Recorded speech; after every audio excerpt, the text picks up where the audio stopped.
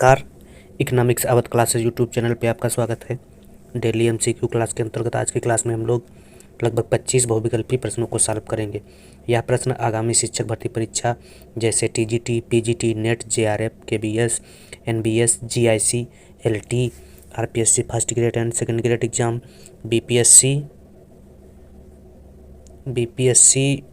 3.0 exam, PhD entrance exam तथा assistant professor exam के लिए महत्वपूर्ण हैं तथा यहाँ से क्लास में एग्ज़ाम में क्वेश्चन मिलने की संभावना है। तो आज की क्लास स्टार्ट करते हैं और देखते हैं आज की क्लास में क्या क्या क्वेश्चन है। 1 नंबर प्रश्न क्या है, बेहद सस्ती कीमत निर्धारण नीति बनाई जाती है या बनाई गई है क्यों? प्रतिस्पर्धा को कारोबार से बाहर निकालने के लिए, लाभ अधिकतम करने हेतु, बाजार में बाहरियों को बढ़ावा देने हेतु, न्यूनतम लागत उत्पाद प्राप्त करने हेतु। तो बेहद सस्ती कीमत नीति का निर्धारण जो है प्रतिस्पर्धी को कारोबार से बाहर निकालने हेतु बनाई जाती है। ए ऑप्शन सही है 1 का। अगला 2 नंबर क्वेश्चन क्या कह रहा है, निम्न में किसके आधार पर हमारे पास पूर्ण प्रतिस्पर्धी व अपूर्ण बाजार होता है? किसके आधार पर? क्षेत्रफल के आधार पर, समय के आधार पर, कारोबार के आधार पर या प्रतिस्पर्धा के आधार पर। तो पूर्ण प्रतियोगिता या अपूर्ण प्रतियोगिता बाजार जो है या वर्गीकरण प्रतिस्पर्धा के आधार पर बाजार का वर्गीकरण है। तो 2 का सही आंसर डी है। अगला 3 नंबर क्वेश्चन, उत्पादन प्रक्रिया में संतुलन बिंदु वहाँ होता है जहाँ सीमांत लागत बराबर औसत आगम, सीमांत लागत बराबर औसत उत्पाद, सीमांत लागत बराबर सीमांत आगम, सीमांत लागत बराबर औसत उत्पाद। तो उत्पादन प्रक्रिया में संतुलन वहाँ होता है जहाँ MC बराबर मार्जिनल कास्ट मतलब सीमांत लागत बराबर MR मार्जिनल रेवेन्यू, सीमांत आगम। तो यह स्थिति जो है C में बन रही है। MC बराबर MR सीमांत लागत बराबर सीमांत आगम। सी ऑप्शन 3 का सही है। अगला 4 नंबर क्वेश्चन, उपभोक्ता की संतुष्टि अधिकतम कहाँ होती है? तो उपभोक्ता की संतुष्टि वहाँ होती है जहाँ MUX/PX बराबर MUY/PY होता है और यह संतुष्टि का स्तर जो है ऑप्शन ए में दिखाई दे रहा है। ए ऑप्शन सही है। उपभोक्ता का जो संतुष्टि अधिकतम है वह ए ऑप्शन में बिंदु पे होगा। अगला, कीमत रेखा व्यक्त करती है उपभोक्ता के आय को, सीमाओं को, पसंद को, कीमत को। तो कीमत रेखा जो है उपभोक्ता की सीमाओं को पसंद व्यक्त करती है। 5 का सही आंसर बी है। अगला 6 नंबर क्वेश्चन, कीमत स्तर एवं मुद्रा के मूल्य में संबंध होता है, सीधा, घनिष्ठ, विपरीत, कोई नहीं। तो कीमत स्तर एवं मुद्रा के मूल्य संबंध जो है विपरीत होता है। 6 का सही आंसर सी है। अगला 7 नंबर क्वेश्चन क्या कह रहा है, सीमांत उपयोगिता के विचार को विकसित किया? तो सीमांत उपयोगिता के विचार को प्रोफेसर मार्शल द्वारा विकसित किया गया था। मार्शल डी ऑप्शन में दिया गया है तो डी सही है। अगला, एंजिल का नियम किसकी व्याख्या करता है? मांग की ऋणात्मक आय लोच की, ऊंची मांग की आड़ी लोच की, मांग की धनात्मक आय लोच की, मांग की शून्य आय लोच की। तो एंजिल वक्र जो है मांग की धनात्मक आय लोच की व्याख्या करता है। 8 का सही आंसर सी है। अगला 9 नंबर क्वेश्चन, लगान एक विभेदात्मक अधिक है, यह धारणा किसकी या किसने दी है? तो लगान एक विभेदात्मक अधिक है, यह बात जो है किसने? प्रोफेसर रिकार्डो द्वारा कही गई थी। क्लासिकल अर्थशास्त्री है रिकार्डो और रिकार्डो ने लगान को एक भेदात्मक अधिक कहा है। लगान को समय समय पर अर्थशास्त्रियों ने अलग अलग रूप में परिभाषित किया है।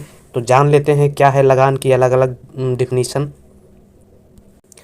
जैसे अगर लगान के बारे में बात की जाए तो सबसे पहले लगान का प्रतिपादन जो है वह प्रकृतिवादी अर्थशास्त्रियों में विलियम पेट्टी ने किया था। विलियम पेट्टी ने बताया था कि लगान वह आय है जो भूमि की और उससे संबंधित उत्पाद को बेचने से भूस्वामी को प्राप्त होती है, वही लगान कहलाती है।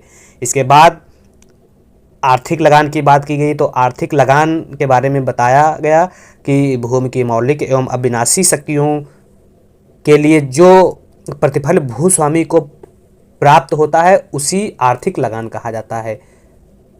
इसके अलावा मार्शल ने बताया कि भूमि प्रयोग के बदले में जो भूमिपति को जो भुगतान किया जाता है उसे आर्थिक लगान कहते हैं। प्रकृतिवादियों ने बताया कि लगान जो है प्रकृति की उदारता का परिणाम है। इसके बाद रिकार्डो, प्रतिष्ठित अर्थशास्त्रियों में रिकार्डो ने बताया कि लगान एक प्रकार का अतिरेक है। रिकार्डो लगान को अतिरेक भी मानते हैं। यह भी क्वेश्चन पूछता है कि किस अर्थशास्त्री ने लगान को अतिरेक माना या लगान क्या है। तो लगान एक प्रकार का अतिरेक है जो लागत से भिन्न होता है। यह प्रतिष्ठित अर्थशास्त्रियों में रिकार्डो का मुख्य रूप से मानना है।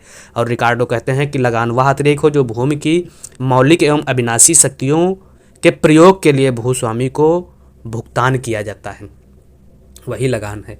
लगान के संदर्भ में रिकार्डो जो मान्यताएं लेते हैं उन मान्यताओं में परफेक्ट कंपटीशन की स्थिति है, भूमि की जो उर्वरा शक्ति है वह अलग अलग है, भूमि की पूर्ति जो है बेलोचदार होती है, पूर्ति बढ़ाई नहीं जा सकती है। भूमि की पूर्ति बेलोचदार होने का मतलब हुआ कि भूमि पर या तो अनाज का उत्पादन होगा या भूमि जो है परती या खाली छोड़ दी जाएगी। उत्पादन का ह्रासमान नियम लागू होता है और यह सिद्धांत जो है दीर्घकाल में लगान का जो रिकार्डो का सिद्धांत है वह दीर्घकालीन सिद्धांत है।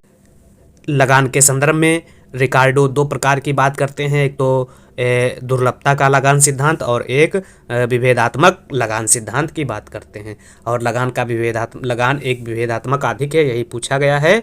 तो यह बात कही है रिकार्डो ने लगान को अधिसीमांत भूमि और सीमांत भूमि दो भूमियों में बांट के बताया है। सीमांत भूमि पर लगान नहीं प्राप्त होती है और अधिसीमांत भूमि पर लगान उत्पन्न होती है। इसके अलावा आधुनिक अर्थशास्त्री जॉन रॉबिन्सन कहते हैं कि लगान केवल भूमि पर नहीं बल्कि सभी दुर्लभ साधनों पर प्राप्त होता है और उत्पादन के सभी साधन दुर्लभ होते हैं, इसलिए उत्पादन के सभी साधनों पर लगान प्राप्त होता है। आर्थिक लगान के संदर्भ में रॉबिन्सन बताती हैं कि आर्थिक लगान बराबर वास्तविक आय माइनस हस्तांतरित आय ही आर्थिक लगान है। इसके अलावा लगान का एक आभासी सिद्धांत प्रोफेसर मार्शल द्वारा दिया गया। मार्शल ने बताया कि अल्पकाल में अस्थायी और अस्थायी अतिरेक, अल्पकाल में अस्थायी अतिरेक ही लगान है। तो यह लगान के संदर्भ में कुछ महत्वपूर्ण बातें थी समय समय पर जो अर्थशास्त्रियों द्वारा बताई गई। अगला क्वेश्चन है 11 नंबर क्वेश्चन क्या कह रहा है, किस अर्थशास्त्री ने आय के वितरण का फलनात्मक सिद्धांत विकसित किया। एडम स्मिथ, एनकेल्डार, मार्क्स, रिकार्डो। तो आय के वितरण का फलनात्मक सिद्धांत जो है वह एडम स्मिथ द्वारा दिया गया था। 10 का सही आंसर ए है। 11 नंबर क्वेश्चन यूलर का प्रमेय संबंधित है। तो यूलर का प्रमेय जो है यह वितरण से संबंध रखता है। वितरण का मतलब ऑप्शन बी में दिया गया है, वितरण।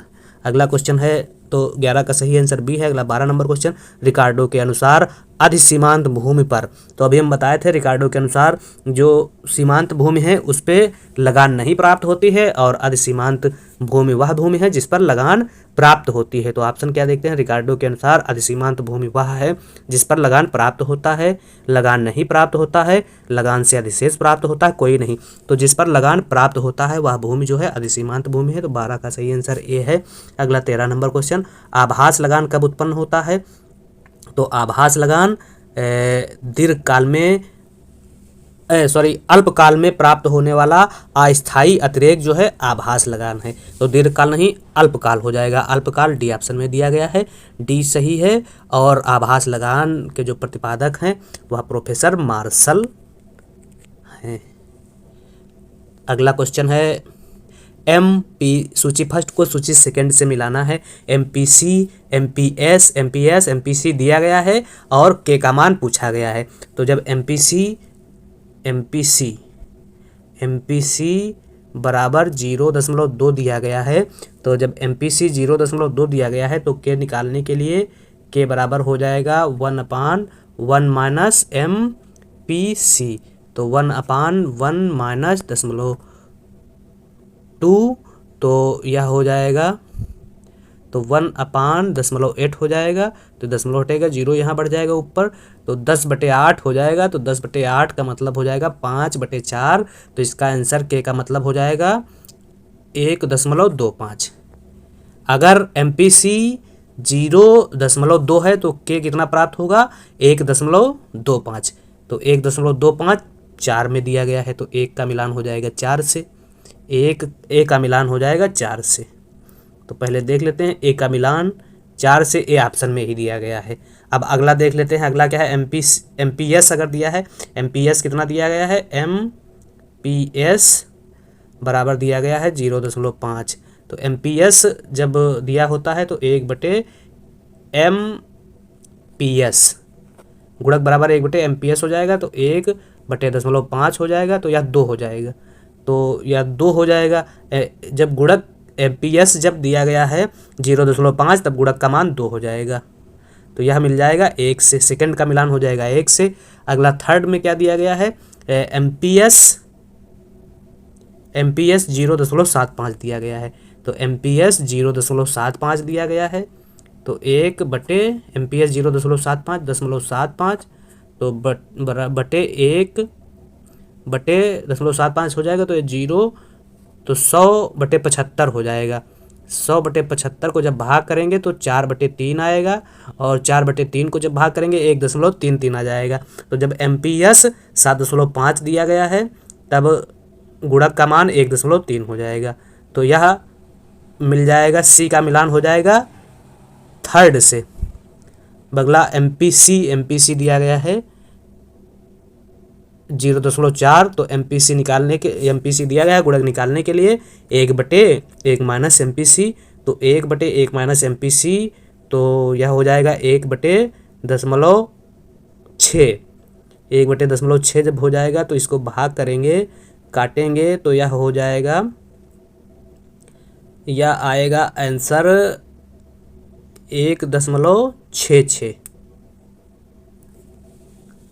1.66, तो यह मिलान हो जाएगा 2 से। तो इस प्रकार से इसका सही आंसर जो हो जाएगा, क्या हो जाएगा सही आंसर, 1 का मिलान किससे हुआ था, 1 का मिलान हुआ था, 1 का मिलान है 4 से, तो 1 का मिलान 4 से हो जाएगा। ए का मिलान 4 से किस में है, सी ऑप्शन में दिया गया है। 2 का मिलान किससे हुआ था, 2 का आंसर जो आया था, गुणक अगर एमपीएस अगर 0.5 दिया गया है तो आ रहा है 2, तो यह हो जाएगा 1 से, तो सी सही हो जाएगा। बाकी अगर एमपीएस 0.75 दिया गया है, तब गुणक 1.33 आ रहा था, यह 3 से मिल जाएगा, तो सी ऑप्शन सही है। अगला क्वेश्चन है, गुणक का संबंध है, तो गुणक का संबंध किससे कैसा होता है, एमपीसी से कैसा होता है, एमपीएस से कैसा होता है, तो के, इसको समझ लेते हैं, के बराबर 1/1 माइनस एमपीसी, और होता है के बराबर 1/एमपीएस। तो अगर एमपीएस ज़्यादा है तो गुणक का मान ज़्यादा होगा, मतलब गुणक और एमपीसी में, गुणक और एमपीसी में सीधा संबंध होगा, और गुणक और एमपीएस में विपरीत संबंध होगा। अगर एमपीएस कम है तो गुणक ज़्यादा होगा, और अगर गुणक ज़्यादा है तो एमपीएस कम होगा। इसी प्रकार से एमपीसी और गुणक में सीधा संबंध होगा, मतलब अगर गुणक अगर ज़्यादा है तो एमपीसी भी ज़्यादा होगा, गुणक अगर कम है तो एमपीसी भी कम होगा। अब यहाँ पूछ रहा है गुणक का संबंध है सीमांत बचत प्रवृत्ति से उल्टा, तो गुणक का संबंध है सीमांत बचत प्रवृत्ति से। सीमांत बचत प्रवृत्ति का मतलब हुआ 1/एमपीएस के से, तो इसका उल्टा ही संबंध होगा।